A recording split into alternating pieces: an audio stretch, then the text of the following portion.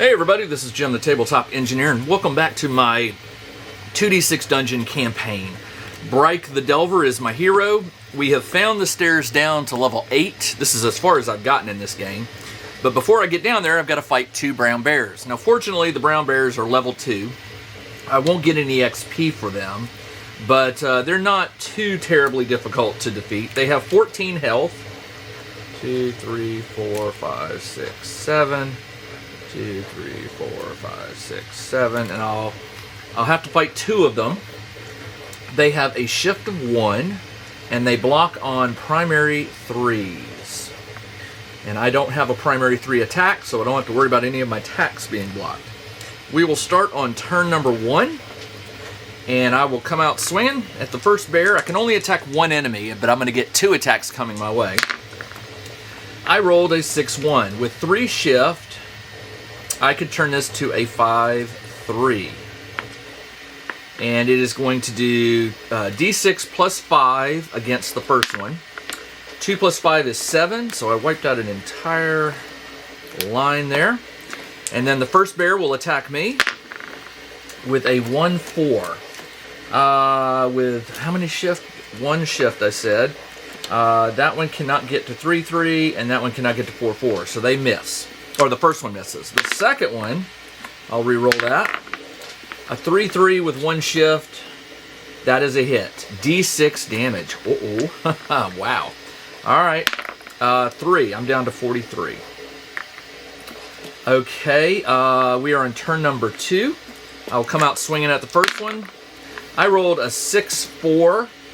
It does not block on a 6-5, so I will modify this to a 6-5. It is D6 plus 7. It doesn't matter because I can't do less than 7. I do 8 damage. So the first one is defeated. 1, 2, 3, 4, 5, 6, 7. And the second one will come and attack me with a 1-6. With 1 shift, no luck. Misses. 3 shift, or turn 3. I roll a 1-1, which is a natural miss. It swings at me with a 2-5 with 1 shift. It cannot get to a 4-4 or a 3-3, and it misses. Turn 4, we each get a bonus shift. And I swing with a 2-3. With 4 shift, I could get this to a 6, but not a 5. So I can get this to a 5-3, which is D6 plus 5. 4 plus 5 is 9. 7, 8, 9. It has 5 health left.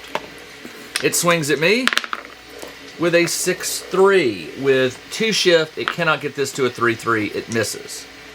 Turn 5, we each get 2 bonus shift. I rolled a 4-3. I will change that to a 6-5 with 4 points. Yep, I got it.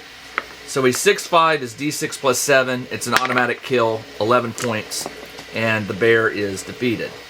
It says I get a set of fangs, so I will take 2 sets of fangs from the without becoming bloodied. Okay, that's good. So I already have fangs, so I'll just put times 3. And no XP, and I did find the stairs down. Now I think, hold on, let me double check something here. Page level 7, giant room.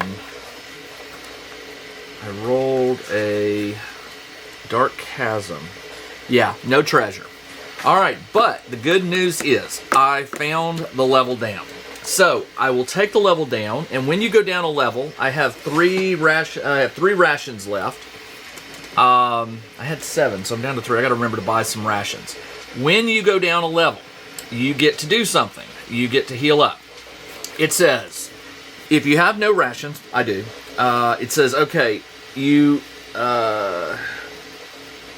you have no, or choose not to eat, you feel drained, lose half. Okay, when you rest on the stairs, you gain 2 HP per adventurer level. I am level 7, so I gain 14. That takes me up to 57. And I'll take that, and I'm down 1 ration. Let me scratch that out. If you have cloth or bandage, gain an additional 2 hit points. That's all I'm going to do. I'm at 57 out of 70. And we are now down to level 8. So this sheet will go away. And we will come to a clean sheet. This is, I label my sheets so that, because I do have different adventures I play. This is level 8, and this is Bryke. And we roll for the entry room. It is that's a corridor, so I think it has to be at least 6. So you re-roll, and it is a 6. So it has 3 entrances. 1, 2, 3, and this is the entry room to level 8. And we are ready to get going. Okay, let's go to the left, and we'll see where it leads. It goes to a small room, a regular room, 4 by 3. 1, 2, 3, 4, up 3. And how many exits does it have? 5 is 2. I'll put 1 here and 1 going here. And I know some of you may be wondering, well, there's a 3rd exit. Well, this is in addition to, so I always treat the 1 as you're not checking for that entrance, but how many others. You do you. Let's roll to see what is in this room. It is I'll re-roll that. It is a 1-1. Okay, easy enough. So room number 1 is a 1-1. And remember, we are now on level 8. So for level 8, I want to write down some cheats here. The level 8, big room is large is on page 81. Medium is on page level 8 large, level 7 large room. That's interesting. There is no level 8 large room. Okay. Never mind. I was looking at level 7. Level 8 normal room, level 8 room is page 86. And level 8 small is on page 88. Also, 88. All right. So we'll go to page 86. And we'll roll on level 8. I rolled a 1-1. Never mind. It is a stone throne. Stone throne. Is it unique? Yes. In this room is an old stone throne. It is covered in dust. A rusty sword leans against it. All right, so there's a throne here. The sword levitates and flies at you. Roll a d6 and add your shift. 7 or lower and you take 6 hit points damage. My shift is 3 and I need to roll a 7 or higher. 1 plus 3 is 4. I don't. I take 6 hit points. I'm down to 51. All right. Flying sword. And it says archways, so I don't have to roll to see what these are. Let's go through this left. And it is a 2x4 room. Okay. So it goes 2 this way. 1, 2, 3, 4, and up. How many exits? 6 is 3. Well, unfortunately for me, there's only going to be 1 because it is a small room. So I'll put it going here. This is going to be room number 2. And what is it? It is a 6-5. 6-5 is a bone puppet.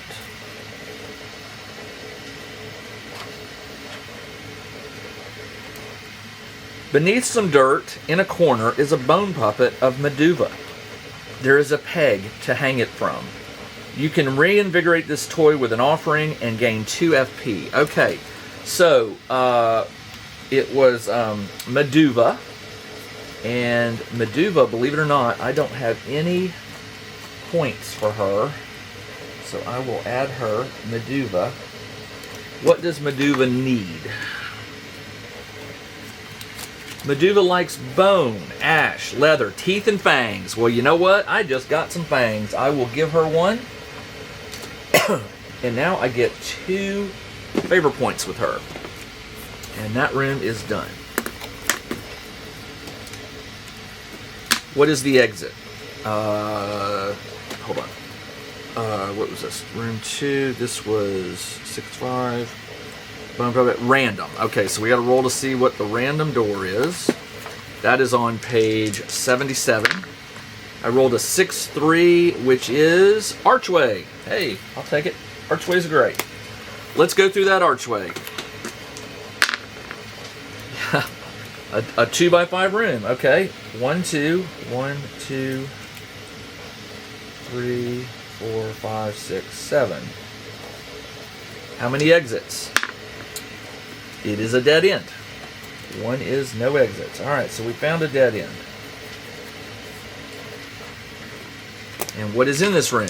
This is room number 3, a 6-6. I think this lead is running out. Yep. All right, come on.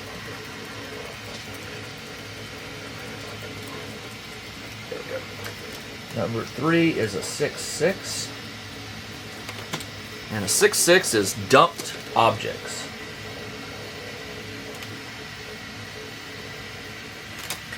This space is a jumble of dusty bins, all broken and useless, including planks, statues, and bricks. You carefully move through the space, but as you do, you trigger something. Roll on L8 TR. That's a trap. Level 8 trap. Page 83. Okay. Level 8 trap. That is an 8. You hear a clicking noise. If there are any doors in this room, they are locked with locked +2. Well, guess what? It was an archway, so I don't have to worry about that. Excellent. So I backtrack, and we will go through this archway here. And we have a large room, 6x4. Not a large, a normal. Large is 32 squares or bigger. So just a standard room, 6x4. 1, 2, 3, 4, 5, 6. 1, 2, 3, 4. How many exits? 4 is 2. All right, I will put 1 here and 1 here.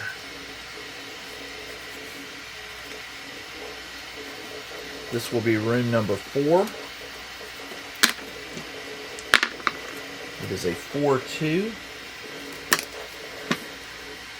86. 4-2.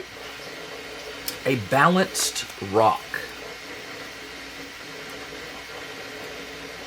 By the way, this level of dungeon at 8 is called the monster maze. So far, I have not encountered any monsters. Balanced rock. Above you, a large slab seems to quiver with any movement below. It is precariously balanced. If you move through this room, roll a d6. Add your discipline. On a 7 or less, it tumbles and you lose 10 hit points, and it has wood doors. Are these doors locked? I rolled a 6, which is all doors are locked. Locked? Locked. Okay. So first off, I'm going to move through it. So there's nothing here. No treasure. No treasure. I can choose to go around it, but you kind of got to go through it. All right, my discipline is +3, and I have to roll it says if you roll a 7 or less. So I need to roll a 5? Ooh. I did not. I take 10 hit points. I'm down to 41. Ooh. Trap. Minus 10 hit points. All right. Let's go. Well, it's locked. All right, so fortunately, I do have a lockpick. It is +2. I get 2 uses. If you fail it, you burn 1. I've got 2 of them. So +2. Let's roll for the level of these doors. That is an 8. 8. So you add your precision. My precision is 4, and then I add the lockpick, which is +2. So I'm adding +6. So I got to roll a 2 or higher. I did. So the door is. This one is unlocked. Let's go ahead and try to unlock that one. I did. All right, so they're unlocked. We'll go through this north door. It is a small room, 2x5. Okay. 2 this way. 1, 2, 3, 4, 5. How many doors? 3. Well, I'll put 1 here, and we'll put 1 here. And in this case, I'll treat the entry as the 3rd one, even though that doesn't really follow what I normally do. I can't fit many more doors in here. All right, what is this room? This is room number 5. It is a 1-2. A 1-2 is a dusty hall. This room is nothing but an empty, dusty hall. There are many footprints in the dust. You examine them closer and see that many imprints indicate running, and some are hooves, archways. All right, so no rolling of doors. Let's go through the left one. It's a 2x6 room. Okay, 1, 2, 1, 2, 3, 4, 5, 6. How many exits? Oh, I did the green. Green is no exits. Another dead end. Interesting. All right, what is this room though? It is a 5-2. This is room 6. It is a 5-2. 5-2 is the third of a series. So I'm trying to remember how this series things works. Let me go back and look. If you encounter the first one, okay, I should have read. Let me read something to you. A room sequence. When an exit type has a room name beneath it, and there's a room you encounter, if you move forward from here, okay. So for example, if you roll the dark forward, the rooms are unique. You may roll a room from out of order. If so, change the rolled room for the first in the sequence. Okay, so I did roll. I rolled a 5-2, so I will change that up to a 5-1. You take it back up to the, and this one is a 3. Oh no, it's 4. 3. No, hurry, hold on. 5. 5-1. Yeah, it's got 3A, 3B, 3C, and 3D. This is the first one, which is the cold stone. The walls here appear to have frost on them. There is a magical source of cool air funneling in. If you do not have anything to wrap yourself in, lose 4 hit points and then roll on LATR and its archways. Well, the problem for here is it's a dead end, but still the next room would be the second in the series. So do I have something to wrap myself in? I do. I have I did. I know I do. I had some sort of cloak, and I'm trying to remember where it was. Well, it's not written down, so I guess I will take the 4 points. That stinks. So I'm down to 37. I think it's probably time to drink a potion of some sort. 37. I will drink one of my, where are they? The 30 ones. Oh no, they're plus 15. Hold on, potion of gain health. I bought 3 of those things. I thought they were 30. Potion of gain health. Plus 15. They were 25. No, I bought potion of extra healing. Why did I not call it? Oh, there it is. Extra healing. I got 2 of them. Plus 30. I will burn one to go up to 67. Actually, hold on. Does that take you above? I don't think it does. Nope. So I will burn it, and I go up to 67, which is almost my max, and I need to scratch one out. Now I have 1 left. And so we will go into this room, or follow this doorway. And it is a 2x2, which means it's a double, so we have to roll to add. It is now a 4x3. 4x3. 4 this way. 1, 2, 3, 4 by 3. This is going to be room 7. And we already know that room 7 will follow the order. So room 7 is going to be the ice bridge. 5-2. An ice bridge spans a pit here, okay? How many exits? Hold on. 2. Okay, so we'll put 1 going here and 1 going here. It is not deep, but it is lined with short spikes. You must cross it to proceed. Roll 2d6 and add your shift. My shift is 3. Roll 2d6, add your shift. On a 10 or less, you slip and your foot hits a spike, lose 5 health. So I need to roll a 10 or below. So I need to roll an 11. No. 2d6. So yeah, to roll an 11, I need to roll an 8 or higher. I rolled a 10, so I don't take any damage. Okay. And it is archways. Let's go north. It is a short corridor. 1 and then 2 over.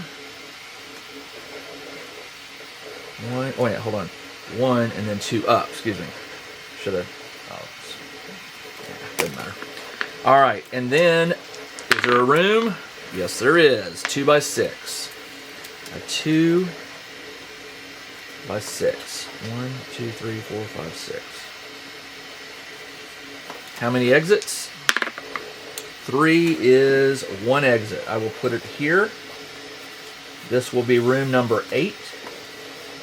And it will be the next in the series, which is 5-3, which is internal snow.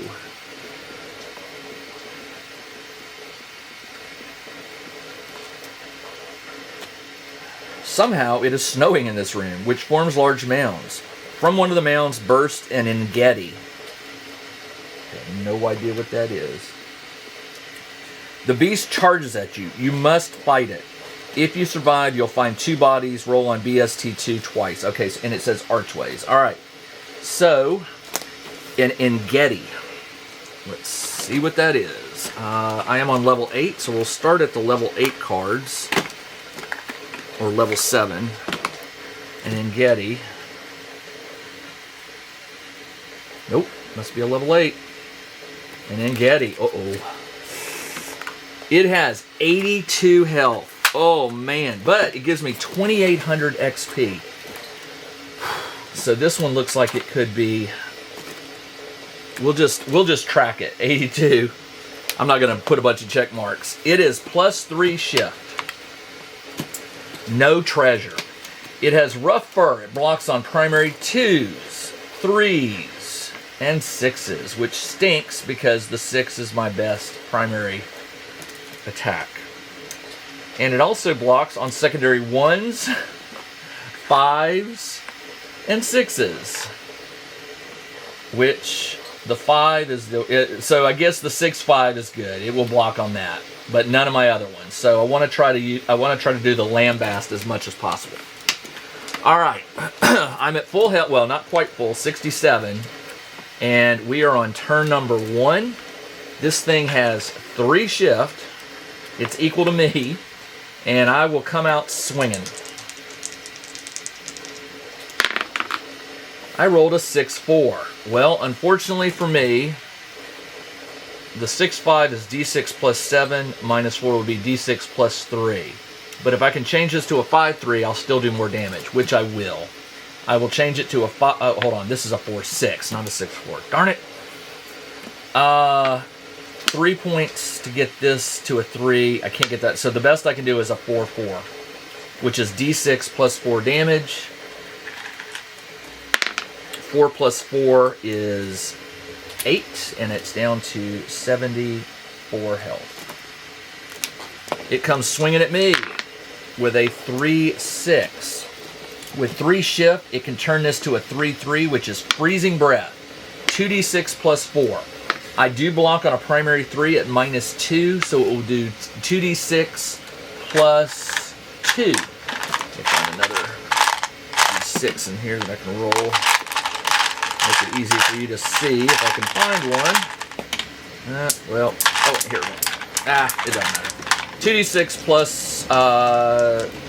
plus 4 minus 2. 2d6 plus 2. 7 plus 2 is 9. I am down to 58. No, yeah, 58. Turn number 2. I come out swinging. 5-4. I will make that a 5-3. It cannot block on it. It is D6 plus 5. What happened to my blue? There it is. D6 plus 5. 2 plus 5 is 7. That is down to 67. It comes swinging at me with a 4-1. With 3 shift, it can again make this a 3-3, which is its best one. Actually, the Savage Bite does more, but it couldn't have gotten there. So 3-3, and it does 2d6 plus 4, and I subtract 2, so 2d6 plus 2. 6 plus 2 is 8. I'm down to 50. Turn number 3. I come out swinging. Come on. 6-4 is not an exact hit, so I will make this a 5-3. D6 plus 5. 4 plus 5 is 9. It goes down to 58. It swings with a 3-6. It can again change this to a 3-3. It's going to hit me every time. 2d6 plus 4, plus 2. 9 plus 2 is 11. I'm down to 39. Turn number 4. We each get 1 bonus shift. I rolled a 3-2. I will use my 4 to get this up to a 5-3 again, which is basically the attack I'm always going to do. Crush would just, wouldn't do as much damage. So D6 plus 5. 5 plus 5 is 10. It is down to 48. It comes swinging at me with a 4-5. It could use its 4 to get this down to a 1, but it can't get it to it. So it will once again go 3-3. I think that's going to be every time. 3-3. Does D6 plus 2? 2d6 plus 2. That is 8 plus 2 is 10. I am down to 29. I'm going to come out swinging. Turn number 5. We each get 2 shift. At this point, you really almost can't miss. I rolled a 1-4. With 5 shift, I can get this to a 5 with 4 and down to a 3 with 1. So 5-3 again. D6 plus 5. 2 plus 5 is 7. Down to 41. Alright. What was it? 2s, 3s, and 6s. It swings at me with a 3-3. 2d6 plus 2. 3 plus 2 is 5. Small blessings. 24. Alright, I will get 3 shift. What I really need is an exact hit. That would be awesome. A 6-5 is a 5-6 is not an exact hit. I will turn this to a 5-3. And it is D6 plus 5. 11. It is down to 30. We're almost even. It comes at me with a 6-1, and it has 6 shift. 3, yeah, it can always get it to a 3-3. And by the way, the reason Savage Breath doesn't matter is with it blocks. I would block on a primary 1 at -2, so it would still be 2d6 plus 4. So it really doesn't matter whether I get the Freezing Breath or Savage Bite. They both do 2d6 plus 4. 6 plus 4 is 10. I am down to 14. Well, at this point, I am going to drink a potion. I am going to drink one of my...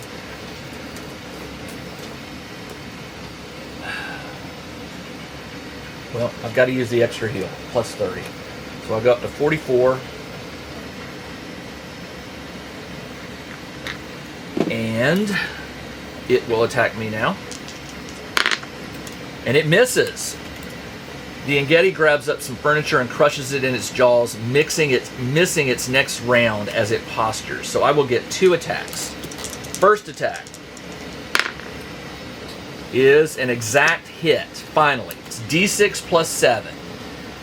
Even though he's going to take off -4, I will get to add my shift. So it's D6 plus 7, plus 6, D6 plus 13, -4 is D6 plus 9. 2d6 plus 9. 1d6 plus 9. 9 plus 2 is 11. It is down to 19 health. And it misses this turn. So I get another attack. With a 4-4, that's an exact. D6 plus 4. I will add 6 to make it D6 plus 10. And it does block on it doesn't block on a 4 at all. So it's going to do D6 plus 10. 5 plus 10 is 15. It has 4 health left. Check out the new RPG and Wargame newsletter. Each week, the Tabletop Engineer shares news, products, Kickstarters, and much more related to the gaming hobby. It's free to subscribe, so check out the link in the video description below to sign up.